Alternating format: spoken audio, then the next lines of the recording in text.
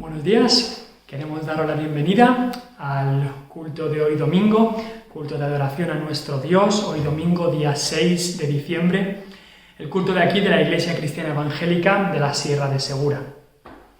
Nuestro primer himno va a ser un himno muy conocido llamado Santa Biblia.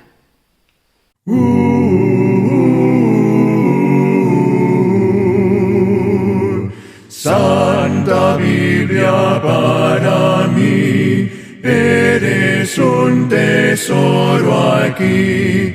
Tú contienes con verdad la divina voluntad. Tú me dices lo que soy, de quién vine y a quién voy.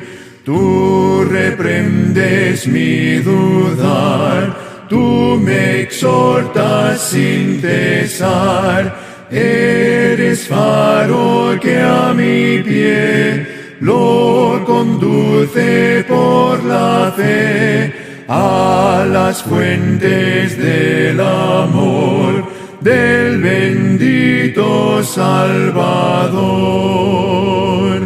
Eres infalible voz del Espíritu de Dios, que vigora al alma da cuando en aflicción está.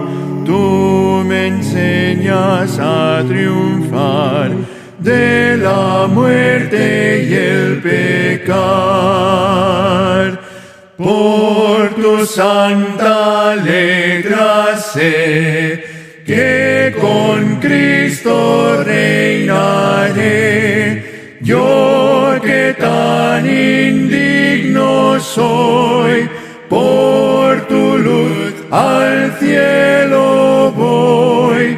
Santa Biblia para mí, eres un tesoro aquí.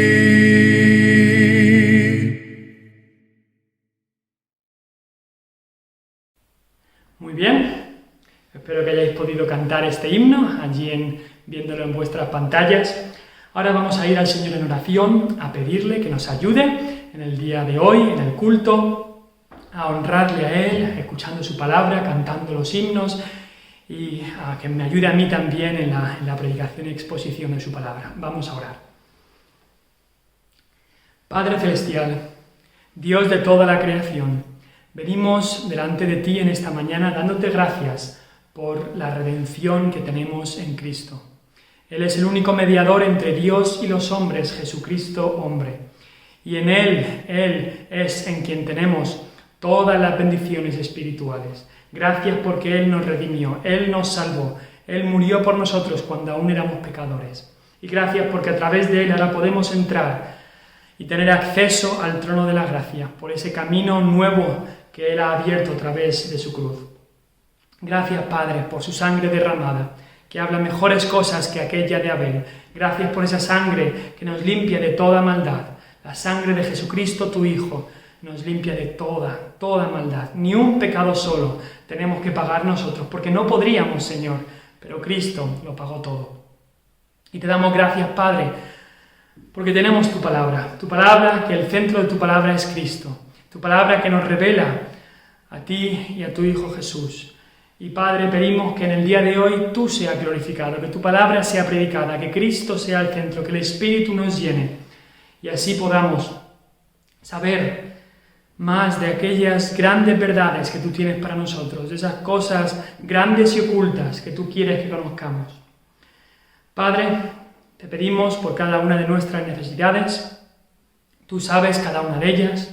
Tú sabes aquellos que están pasando por momentos muy difíciles, y pido, Señor, que tú seas su refugio y su sostén y su salvación y su ayuda en tiempos difíciles. También nos acordamos de aquellos que están enfermos, pido que estés con ellos, pido especialmente por el pastor Lyle. También pedimos por aquellos que están mayores, los ancianos de la Iglesia, pedimos por ellos que los reconfortes en estos tiempos e incluso en medio de esta pandemia que estamos viviendo. También pedimos, Padre, por aquellos que han perdido a familiares queridos, a seres queridos, y pedimos, Señor, que tú los consueles con esa consolación que tú solamente puedes dar. Y, Padre, pedimos que todos, como un cuerpo unido, podamos seguir peleando la buena batalla, trabajando para ti, sirviéndote en toda cosa que tú traigas a nuestra mano, que todo lo que nos venga a la mano para hacerlo hagamos según nuestras fuerzas.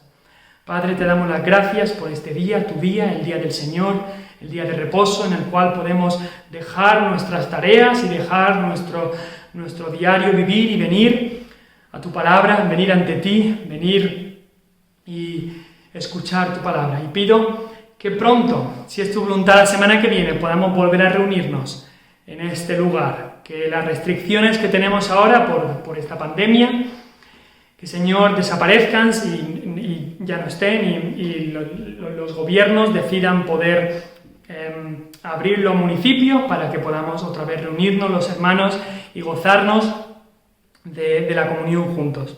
Padre, pedimos que sea así, si es tu voluntad. Y, Padre, también pedimos por cada lugar en el mundo, en este mundo, que en el día de hoy se predicará tu palabra. En algunos ya se ha predicado.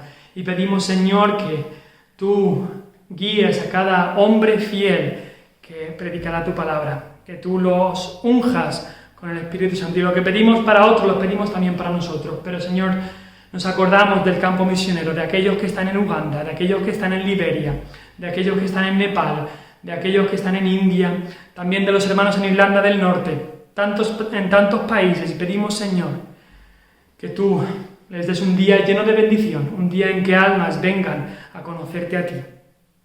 Padre, gracias por estas cosas. Pedimos que me ayudes a mí a predicar tu palabra con poder. Pedimos todo eso en el nombre de Cristo. Amén. Amén. La lectura en el día de hoy es otra vez en el libro de Efesios. Si me podéis acompañar al libro de Efesios, el capítulo 1. Y vamos a leer ahora del versículo 15 al versículo 23. Efesios capítulo 1, del versículo 15 al versículo 23. Hemos estado ya unas semanas en la serie en Efesios y estuvimos del 3 al 14, unas 3 semanas, y ahora hoy vamos a empezar en el versículo 15, voy a leer hasta el versículo 23, aunque en la predicación estaremos pensando desde el versículo 15 al 19, pero leeré hasta el 23. Dice la palabra de Dios, Efesios 1, 15. Por esta causa también yo, habiendo oído de vuestra fe en el Señor Jesús y de vuestro amor para con todos los santos, no ceso de dar gracias por vosotros, haciendo memoria de vosotros en mis oraciones, para que el Dios de nuestro Señor Jesucristo, el Padre de gloria, os dé espíritu de sabiduría y de revelación en el conocimiento de Él, alumbrando los ojos de vuestro entendimiento, para que sepáis cuál es la esperanza a que Él os ha llamado y cuáles las riquezas de la gloria de su herencia en los santos, y cuál la supereminente grandeza de su poder para con nosotros los que creemos, según la operación del poder de su fuerza, la cual operó en Cristo, resucitándole de los muertos y sentándole a su diestra en los lugares celestiales, sobre todo principado y autoridad y poder y señorío, y sobre todo nombre que se nombra no solo en este siglo, sino también en el venidero, y sometió todas las cosas bajo sus pies, y lo dio por cabeza sobre todas las cosas a la Iglesia, la cual es su cuerpo, la plenitud de aquel que todo lo llena en todo.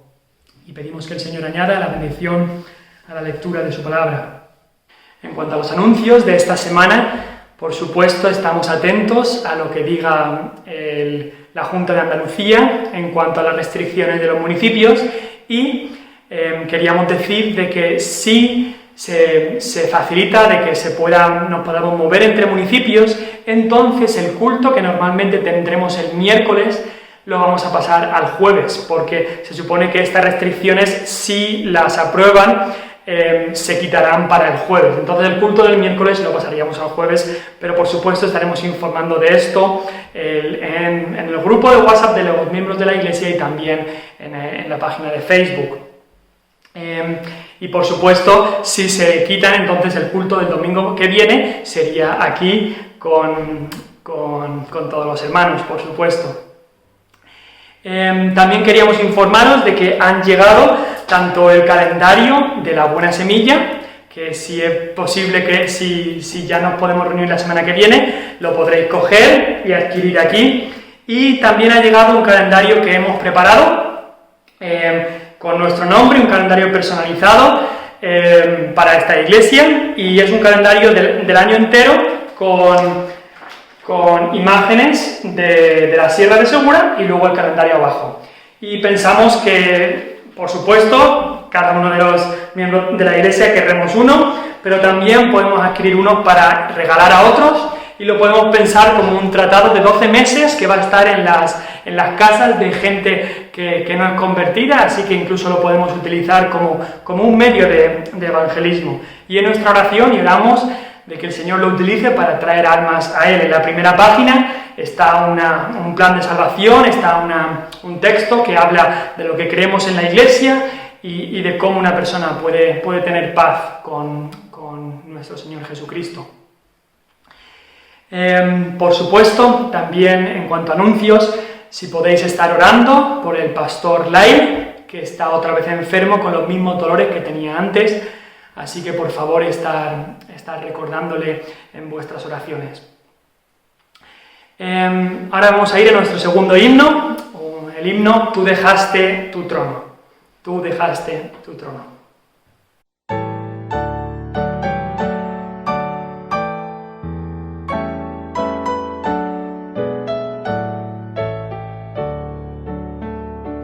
Tú dejaste tu trono y corona por mí, al venir a Belén a nacer.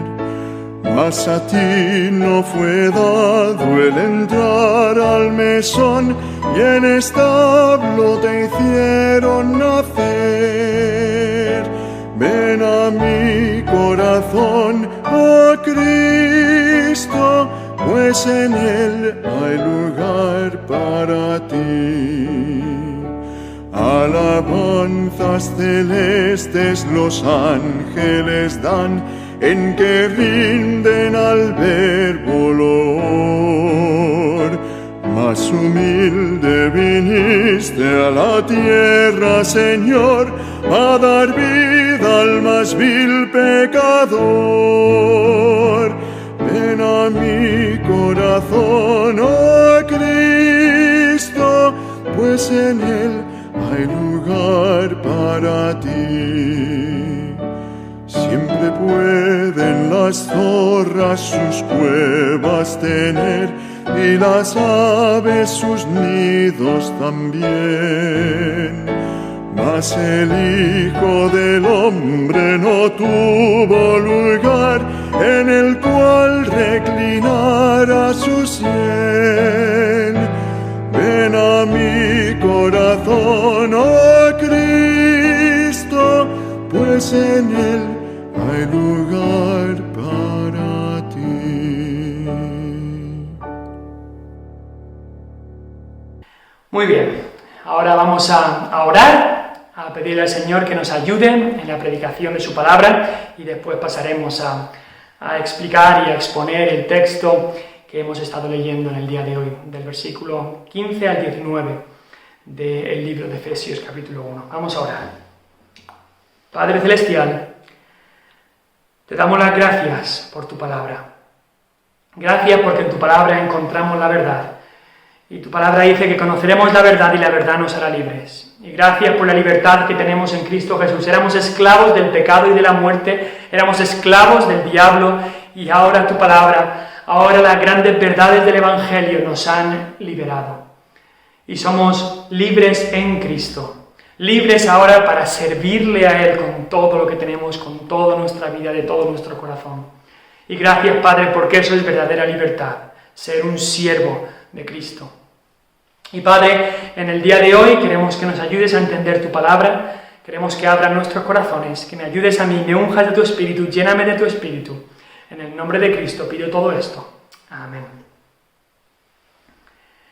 La Iglesia de Cristo en el día de hoy tiene muchas necesidades, muchas.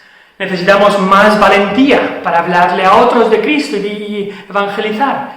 Necesitamos ser llenos del Espíritu Santo. Necesitamos matrimonios estables y familias fuertes que críen a sus hijos en el temor de Dios. Necesitamos hombres fieles en el púlpito, que no sean llevados de cualquier viento de doctrina o las nuevas tendencias en la sociedad. Necesitamos muchas cosas. Pero hablando hace unos años con un pastor, me dijo que para él lo que más necesitaba la iglesia actual es conocer a Dios, conocer a Dios. Más conocimiento verdadero de nuestro Dios. Y creo que tiene razón. Creo que esta es una de las más grandes necesidades de la Iglesia de Cristo en la actualidad. El conocimiento de Dios y de su palabra entre cristianos está bajo mínimos. Y esto tiene muy graves consecuencias, muy, muy graves. Ya lo dijo el profeta Oseas en Osea capítulo 4, versículo 6, cuando dijo: mi pueblo fue destruido, ¿por qué? ¿Por qué? Porque le faltó conocimiento. Y luego, hablándole directamente a los sacerdotes, les dice: por cuanto desechaste el conocimiento, yo te echaré del sacerdocio. Y porque olvidaste la ley de tu Dios, también yo me olvidaré de tus hijos. Muchos cristianos, o cristianos profesantes, que profesan ser nacidos de nuevo, no leen directamente su Biblia. Muchos no la han abierto en meses, ni están interesados en conocer las enseñanzas y doctrinas de la Biblia, por supuesto, ni en leer buenos libros basados en la Biblia que les ayuden en su vida cristiana, nada de eso. Pero por supuesto, sí que conocen millones de otras cosas de este mundo, esos sí que se dedican a conocer todas esas cosas. Pero al ignorar la palabra de Dios, al ignorar el conocer y el conocimiento de Dios, eso no los deja exentos de obedecerla, de obedecer la palabra. No tienen conocimiento y están siendo destruidos. Familias destruidas por falta de conocimiento, matrimonios destruidos por falta de conocimiento, iglesias destruidas por falta de conocimiento. Y Pablo, el apóstol Pablo, no quería que esto les pasara a los efesios. Así que en el pasaje que hemos leído, les enuncia unas grandes verdades que tenían que saber. En el versículo 18, les dice, y en medio del versículo les dice: para que sepáis. Y entonces enuncia grandes verdades que ellos tenían que saber. Y eso es lo que va a ser nuestro título en el día de hoy. Grandes verdades que tienes que saber. Grandes verdades que tenemos que saber. Y esto era el deseo y la oración de Pablo. Pablo, en el versículo 15, leemos que había oído de la fe y del amor de los efesios. Él había pasado mucho tiempo con ellos, 3 años, y estaba contentísimo de estas cualidades que ellos tenían. Y esas son cualidades básicas para cada cristiano: fe en el Señor Jesús y amor para con los santos. Nuestra fe en el Señor Jesús es la puerta de entrada a la salvación por gracia. Pero es también el camino que seguimos, porque por fe andamos, no por vista. Esa es la dirección vertical, fe en el Señor Jesús. Pero esa fe se demuestra por amor por los demás, y especialmente amor por los santos, por los otros cristianos. Esa es la dirección horizontal de estas dos cosas: fe en el Señor Jesús y amor para con los santos. La fe sin obras es muerta en sí misma, dijo Santiago. No me digas que tienes fe en Jesús, no me digas que sí, yo tengo mucha fe en Cristo, pero luego odias y no amas a tu hermano. Eso es lo que dice también el apóstol Juan en 1 de Juan 4:20, dice: si alguno dice yo amo a Dios y aborrece a su hermano, es mentiroso, pues el que no ama a su hermano a quien ha visto, ¿cómo puede amar a Dios a quien no ha visto? Así que Pablo, habiendo oído de estas cosas, le daba gracias a Dios. Es más, nos dice el versículo 16, que él dice: no ceso de dar gracias por vosotros, no cesa de dar gracias. Se acordaba de ellos y daba gracias, y no cesaba de hacer esto. Era como el juez Samuel, en 1 Samuel 12:23, que él le dijo al pueblo, le dijo: así que lejos sea de mí que peque yo contra Jehová, cesando de rogar por vosotros. Antes os instruiré en el camino bueno y recto.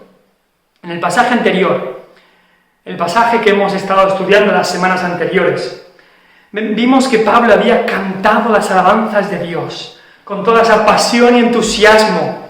Y ahora en este pasaje vemos que Pablo irrumpe en oración.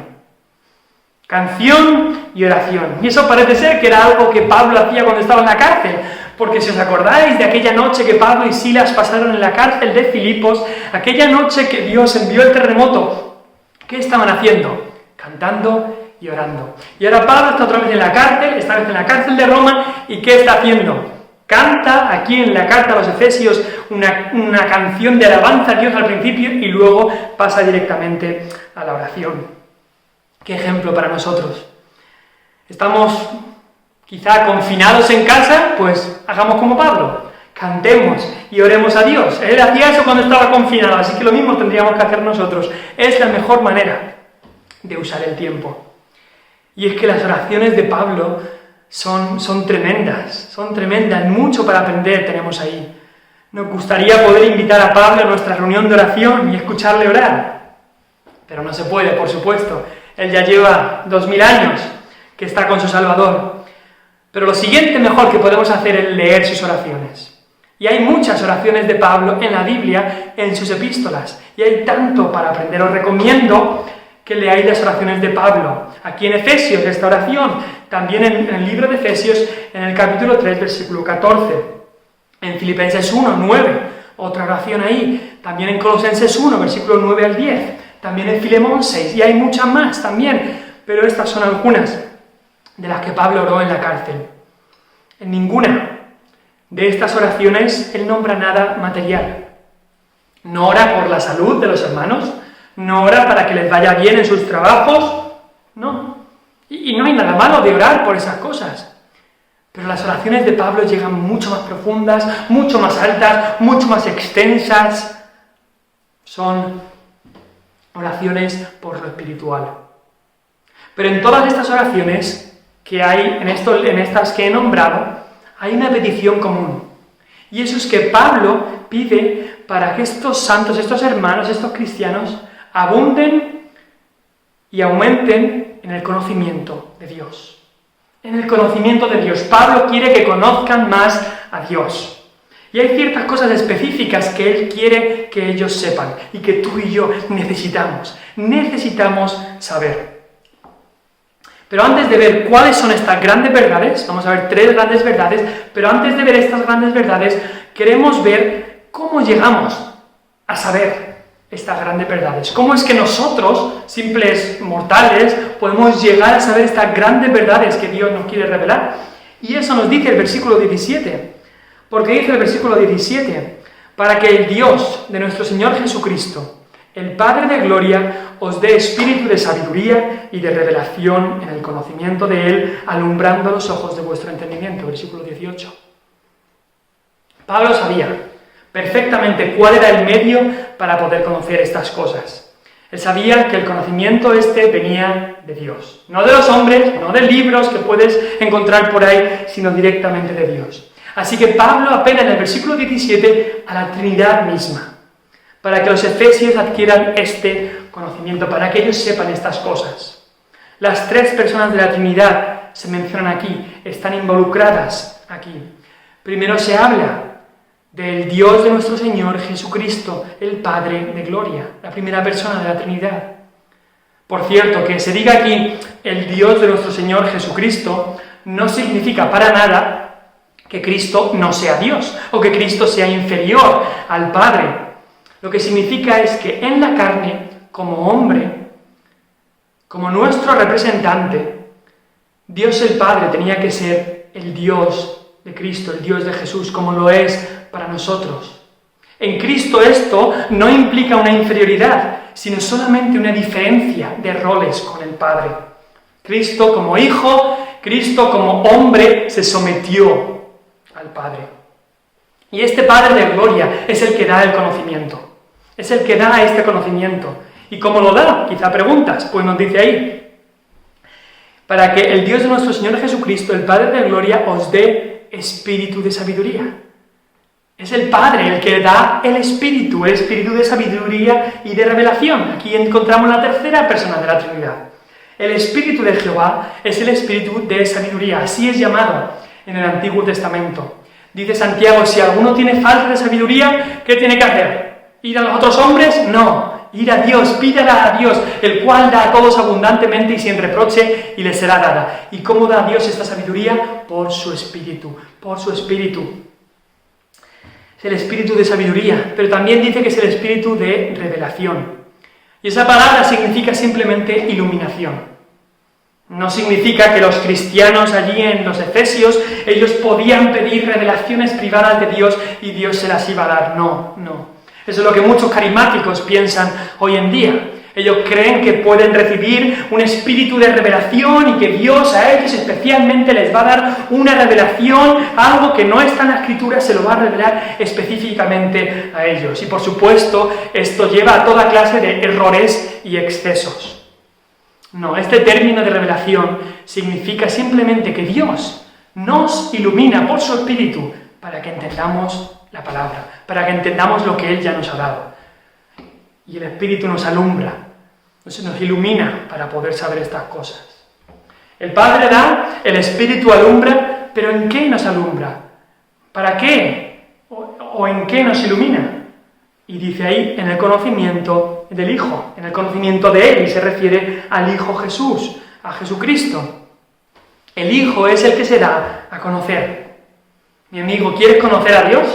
¿Quieres realmente conocer a Dios? Entonces tienes que conocer a Cristo. Mucha gente habla de conocer a Dios en el día de hoy, y que el Dios de todas las religiones es el mismo Dios, pero eso no es verdad. La Biblia habla que hay un solo Dios y un solo mediador entre Dios y los hombres, Jesucristo, hombre. El cristianismo es exclusivo. Y si alguien quiere conocer a Dios, no lo puede conocer a través de Mahoma, o a través de otro profeta, o a través de la religión. Solo se conoce a Dios a través de Cristo, de una relación personal con Jesucristo. ¿Quieres conocer a Dios?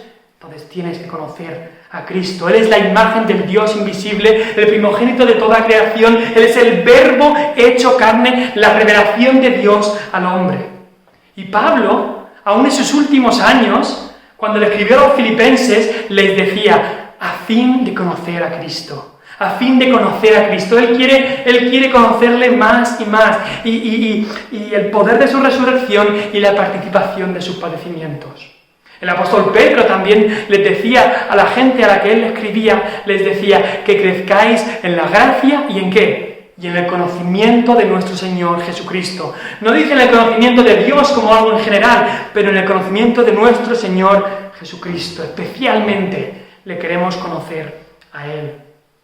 Pablo pide porque Dios les dé luz a estos cristianos en Éfeso, alumbrando los ojos de vuestro entendimiento, dice el versículo 18. La fuente de esa luz es Dios el Padre, como hemos visto. El canal de esa luz es el Espíritu Santo. Y la luz misma es Cristo mismo, porque Él es el que dijo, yo soy la luz del mundo. El efecto de esta luz, ¿qué nos hace esta luz que es Cristo? Nos da conocimiento verdadero. Lo que el ojo es al cuerpo, lo mismo es la mente al alma. ¿Qué quiero decir? El ojo es el instrumento por el que recibimos la luz y así podemos ver. La mente es el instrumento por el que recibimos verdades, conocimiento, y así podemos conocer. Necesitamos luz espiritual en nuestra mente para entonces saber y conocer las verdades de las riquezas de la gracia que tenemos en Cristo. En esta serie de sermones de Efesios queremos ver riquezas de la gracia, lo que tenemos en Cristo y cómo utilizar estas cosas que Cristo nos ha dado, estas riquezas. Y tenemos que conocer estas verdades. Muchas veces somos como aquel que va al cajero automático a sacar un extracto de su cuenta. Quiere saber cuánto dinero tiene. Quiere saber lo que tiene, si es rico o no. Pero es de noche y en el cajero no hay luces, así que aprieta los botones, sale el extracto, pero no lo puede ver. No puede ver porque no hay luz, está de noche, no puede ver el dinero que tiene. Necesita luz para ver lo que tiene en realidad. Pero no hay ninguna luz ahí. Así que el hombre no sabe si es rico o no. El hombre sigue en la oscuridad pensando quizá que es pobre, viviendo como pobre sin darse cuenta de que el extracto le dice que está forrado, que tiene mucho dinero, que es rico, pero él no lo sabe. Él no lo sabe. Y de la misma manera, muchos cristianos nos pasa lo mismo. Dios nos da el extracto en su palabra de que Él nos ha dado riquezas, de que en Él somos ricos. Hemos renacido Hemos nacido en Cristo y somos ricos, hemos nacido ricos. Él nos ha dado muchísimas riquezas de su gracia, riquezas espirituales. Pero no tenemos esa luz, no pedimos esa luz, o estamos contristando al Espíritu Santo para que no nos alumbre y no nos damos cuenta de lo ricos que somos. Y vamos por la vida viviendo como pobres, no utilizando esas riquezas, cuando Dios nos ha dado unas riquezas que son superabundantes, que son mucho más de lo que podemos pensar, riquezas espirituales, para utilizarlas para Él. Así que Pablo pide por luz espiritual para que ellos sepan estas cosas. Para que ellos sepan, dice ahí el versículo 18, para que sepáis. Para que sepáis. Esas son palabras que tenemos que pensar en, esas 3 palabras, para que sepáis. Pablo no pide por sensaciones o por sentimientos, sino por conocimiento. A este mundo no le importa el verdadero conocimiento, ya no le importa ni la verdad, pero a Dios sí. Conocer las verdades de Dios requiere usar la mente que Dios nos ha dado, pero la gente hoy no quiere pensar, no quiere meditar, porque todas esas cosas requieren esfuerzo y tiempo. Por otro lado, por supuesto, para el mundo los sentimientos y las sensaciones son inmediatos, son muy fáciles de manipular. Así que el mundo utiliza todos los objetos y los accesorios que pueden para distraernos, para que sintamos cosas, pero no conozcamos la verdad. Y desgraciadamente esto ha infiltrado la Iglesia. Muchas iglesias en el día de hoy se esfuerzan para que la gente tenga grandes experiencias, para que se sientan realmente bien, para que en el culto les transmita buenas sensaciones, buenas vibraciones. Juegan con la música, juegan con las luces, pero todas esas cosas, esos sentimientos, esas sensaciones, esas experiencias, cuando llegue la tempestad, cuando lleguen las pruebas, no van a valer para nada. No van a valer para nada. Pablo sabía eso. Pablo sabía que cuando llega la tempestad de la prueba, cuando llegan las dificultades, lo único que se sostiene son las rocas de las verdades de Cristo, las rocas de estas grandes verdades, y por eso les dice, para que sepáis. Y por eso oraba, para que los cristianos en Éfeso supieran estas cosas que son inamovibles. Estas cosas que no se van a ir de un lado para otro, que no van a cambiar, que son inmutables, incambiables. Pablo quería que supieran estas cosas. Solamente conocer las verdades de Dios nos dará fuerza, paz y libertad en medio de las pruebas, en el día malo. No dijo Jesucristo, y conoceréis la verdad, y la verdad os hará libres. La verdad os hará libres. Ese es el método que estas verdades se pueden conocer por nosotros. Es el método para que nosotros conozcamos estas verdades. Pero quizá ahora llegamos a ¿qué son estas verdades? ¿Qué grandes verdades tengo que saber? Cuando hablamos de verdades, nosotros creemos en verdades absolutas. En un mundo en que todo es relativo, en que algo puede ser verdad y mentira a la vez, todo depende de cómo se mire, nosotros afirmamos que las verdades de la palabra de Dios son absolutas. Las mires como las mires son absolutas. Y que alguien no crea lo que la palabra de Dios dice, no las hace menos verdad. Estas verdades son las que debemos estudiar. Verdades incambiables, inmutables para el cristiano. Hay cosas que tienes que saber. Amigo, amiga, hermano, hermana, hay cosas que tienes que saber, hay grandes verdades que tienes que saber. Y la primera la tenemos aquí. Pablo dice, para que sepáis cuál es la esperanza a que Él os ha llamado. Para que sepáis cuál es la esperanza a que Él os ha llamado. ¿Qué es esta esperanza de la cual se habla aquí? Los efesios y todos nosotros, cuando vivíamos sin Cristo, vivíamos sin esperanza. Si vas a Efesios 2, versículo 12, dice, en aquel tiempo estabais sin Cristo, alejados de la ciudadanía de Israel y ajenos a los pactos de la promesa, sin esperanza y sin Dios en el mundo. Un estado deplorable, un estado tan triste el que estábamos. Quizá teníamos esperanza en cosas efímeras, pero esa esperanza no vale para nada. Pero cuando vinimos a Cristo, Él nos dio una gran esperanza.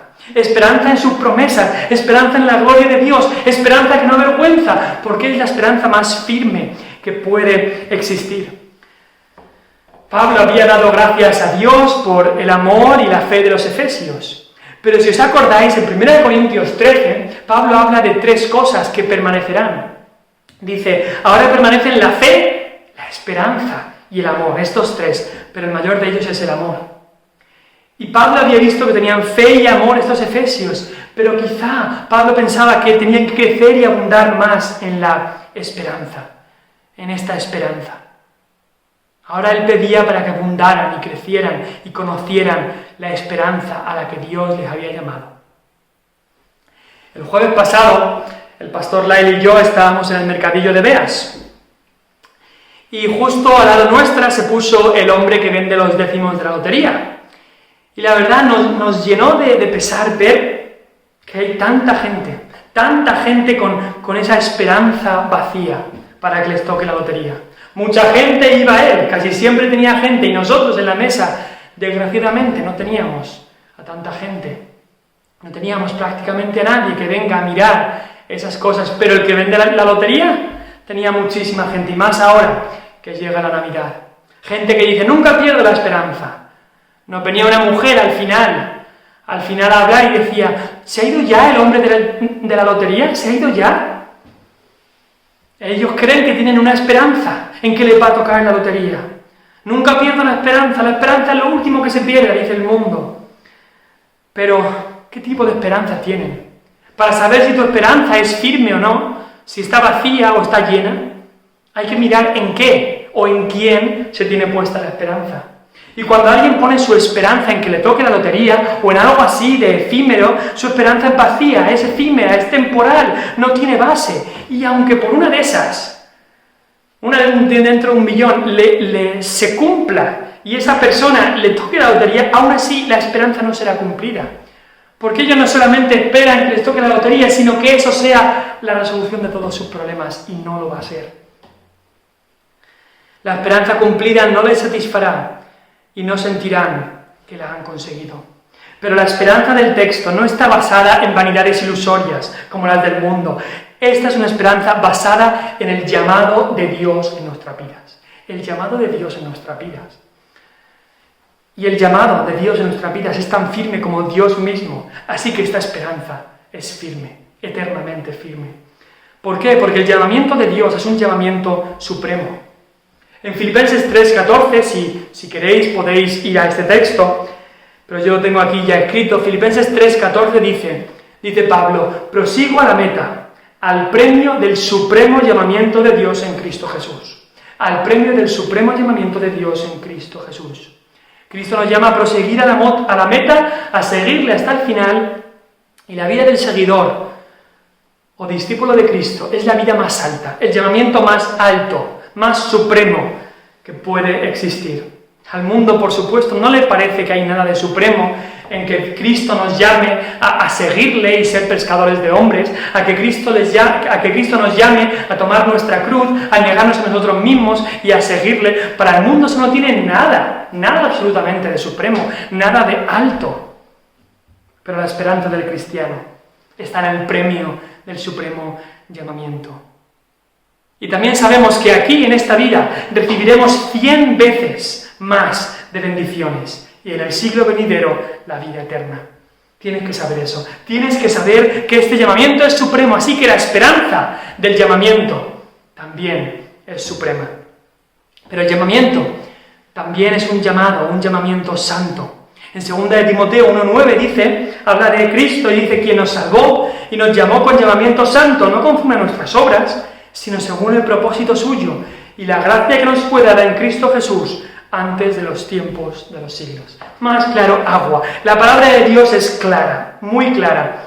Dios no nos ha llamado acorde o conforme a nuestras obras. No, Él no nos ha salvado conforme a nuestras obras, porque por gracia sois salvos por medio de la fe. Y esto no de vosotros, mas es don de Dios.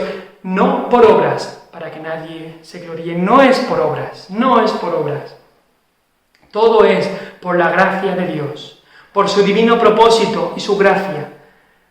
Y su llamamiento, nos dice aquí que es un llamamiento santo.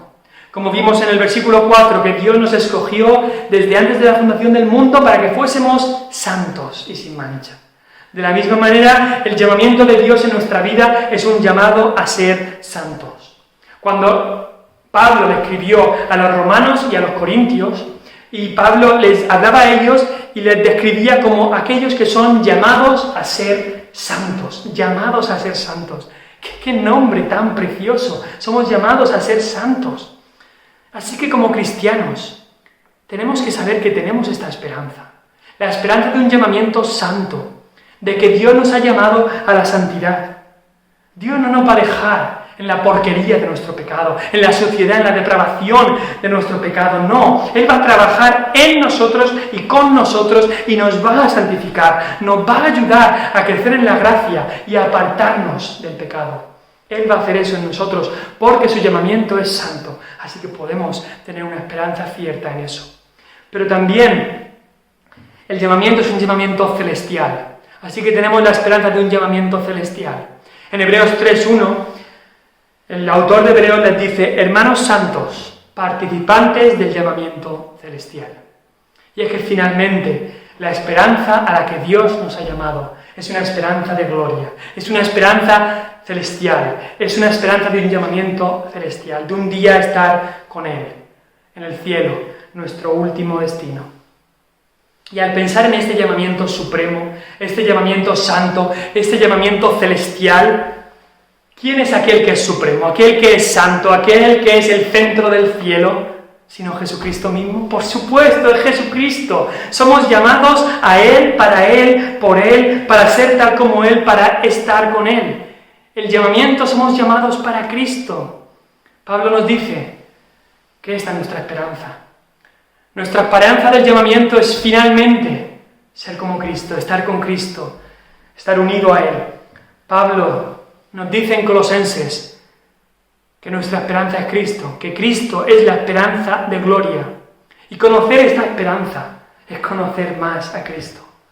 Mi amigo, tienes que saber, para que sepáis cuál es la esperanza a que los ha llamado. Tienes que saber, tienes que conocer esta esperanza. Tienes que conocerla. Pero en segundo lugar, Pablo dice que tenemos que conocer, tenemos que saber las riquezas, en el versículo 18, y cuáles las riquezas de la gloria de su herencia en los santos.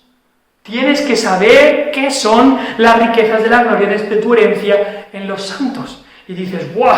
Menuda afirmación, cuántas palabras hay aquí, hay mucha fuerza en el lenguaje. A Pablo es como que se le llena la boca de palabras cuando habla de estas cosas y ora por estas cosas. Y si realmente entiendes lo que Pablo está diciendo, entonces le vas a poner la misma pasión cuando tú hables a otros de estas cosas. En esta parte no vamos a estar mucho tiempo, porque la semana pasada hablamos de cómo éramos enriquecidos con su herencia. Hablamos de este tema de la herencia que tenemos en Cristo, porque el versículo 11 al 14 nos habla de esto. Y vimos que esta herencia, que primero tenemos que oír de esta herencia, y después la creemos, y la recibimos, y somos sellados para esta herencia con el Espíritu Santo, y el Espíritu Santo nos da las arras de esta herencia.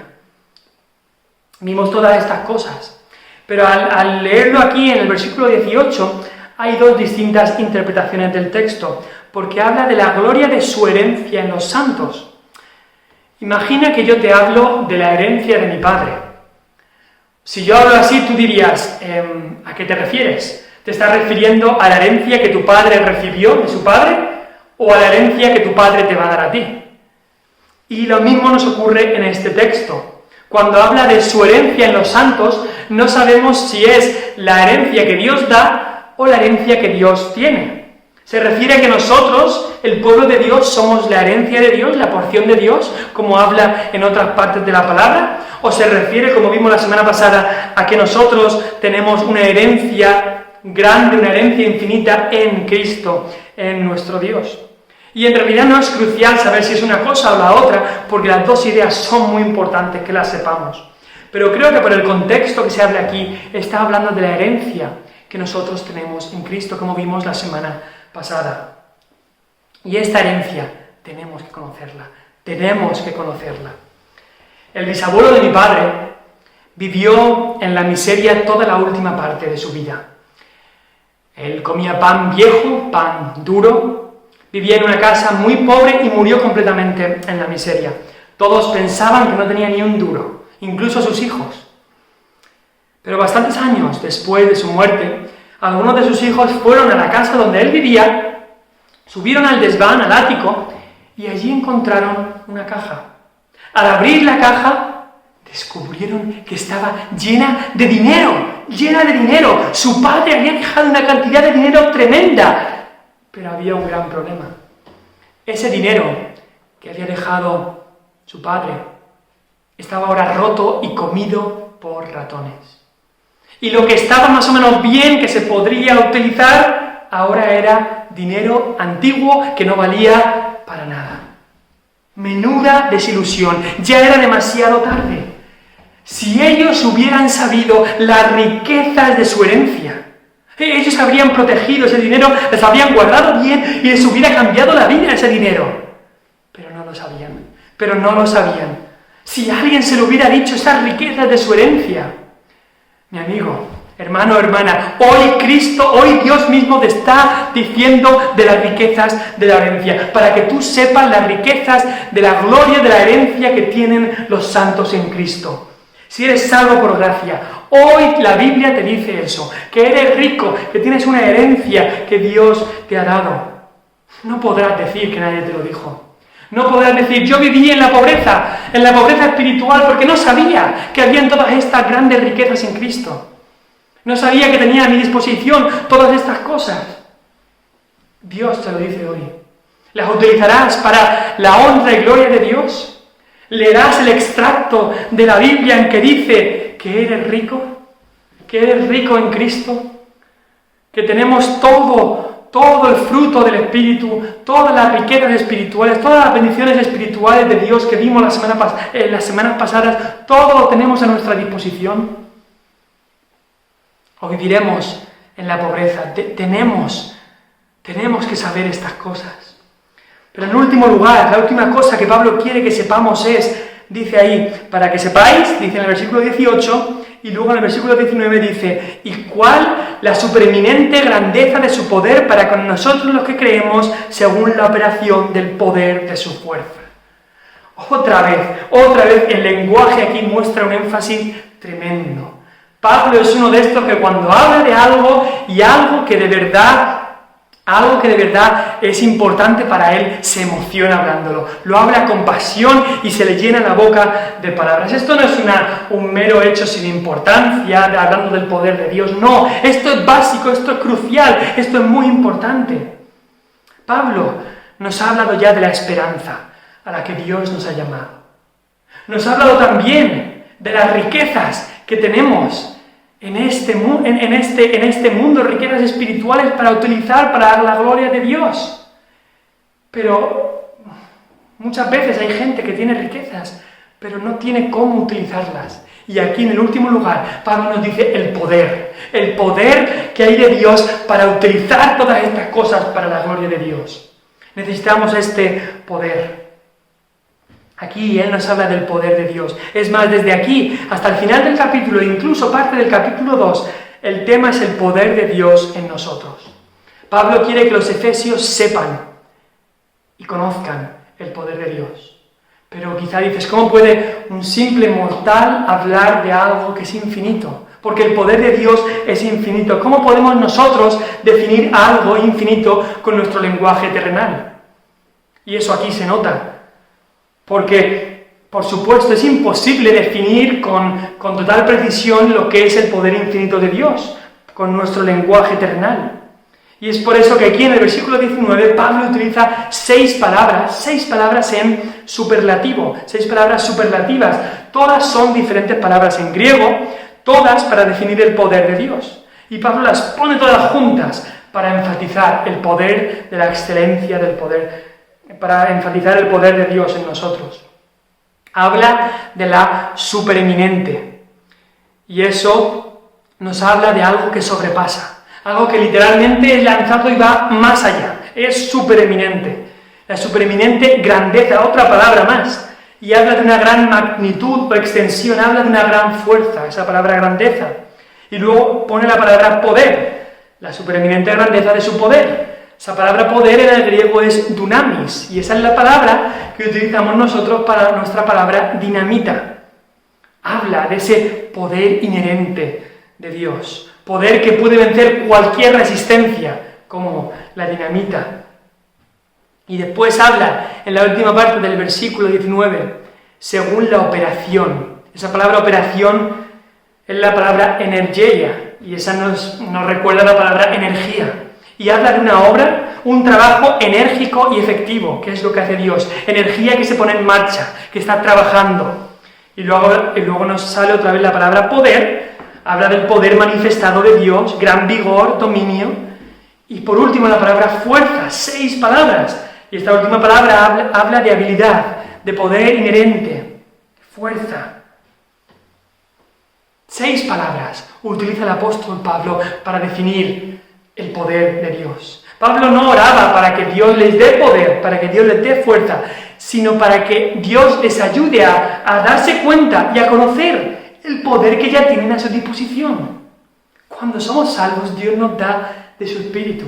Y Cristo les dijo a sus discípulos en Hechos 1:8, pero recibiréis poder cuando haya venido sobre vosotros el Espíritu Santo. Y si tú eres salvo, tú tienes al Espíritu Santo, tienes ese poder a tu disposición.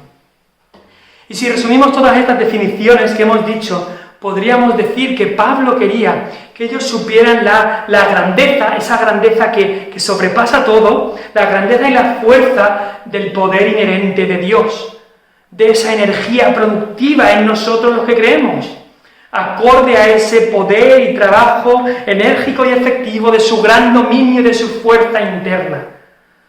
¿Tienes suficiente? ¿Tienes suficiente con eso? O quizás dices, eso suena un poco rollo, muy teórico, ¿no? ¿Quieres un ejemplo? Los ejemplos siempre son buenos para entender algo. Pues en el versículo 20, Pablo nos da ese ejemplo.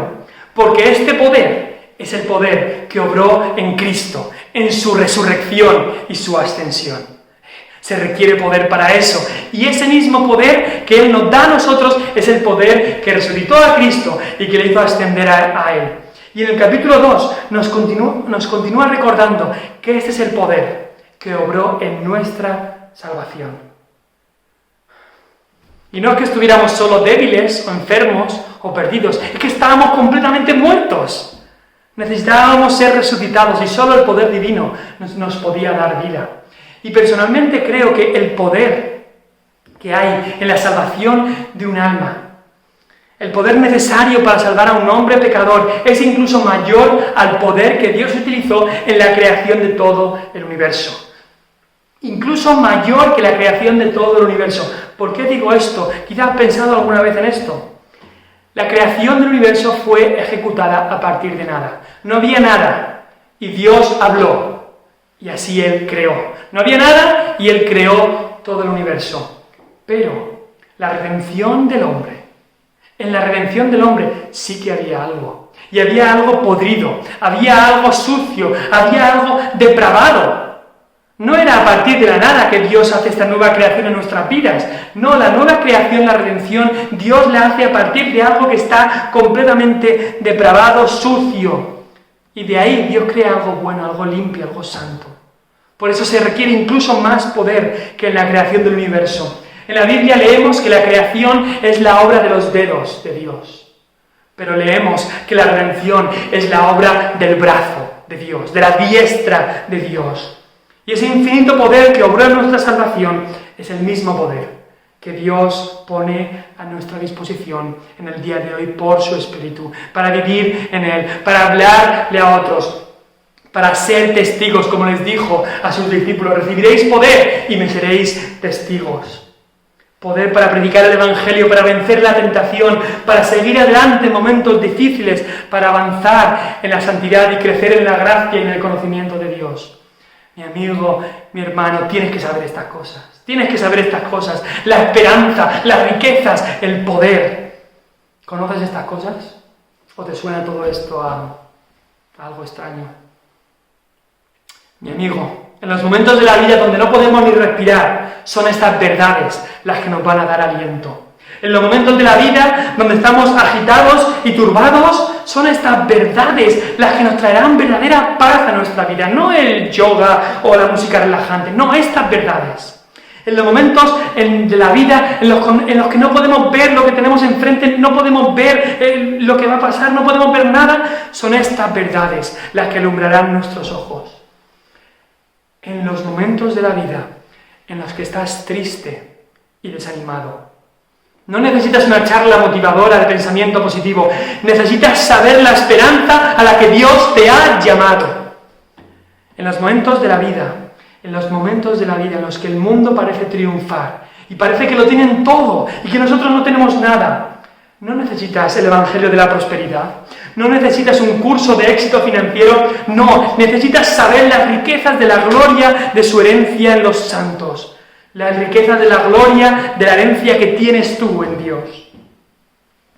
En los momentos de la vida en que te sientes débil, no necesitas un gimnasio, no necesitas una charla de cómo sacar tu poder interior, necesitas saber cuál es la supereminente grandeza de su poder según la operación del poder, de su fuerza. Necesitas saber el poder de Dios, conocerlo. Tienes a un Dios todopoderoso. Tienes a un Dios rico en misericordia y en todo. Tienes a un Dios que te ha llamado a ti para que seas para Él, para que un día vayas a Él, para darte esta esperanza. Necesitas saber estas cosas, necesitas saber esto. No necesitas sentir y experimentar, necesitas conocer esto, necesitas saberlo, estudiarlo, meditarlo, pensarlo, conocer todas estas cosas, conocer a tu Dios, conocer al Señor Jesucristo. ¿Le conoces? ¿Quieres conocerle más? Espero que sea así. Vamos al Señor en oración. Padre Celestial, te damos las gracias por tu palabra y pedimos que nos ayudes a conocerte más y más, a abundar más y más en todo conocimiento. Padre, a amarte más y así a querer conocerte más. Padre, gracias por tu palabra y por las grandes verdades que se nos revelan aquí. Lo pedimos todo en el nombre de Cristo. Amén. Dios os bendiga.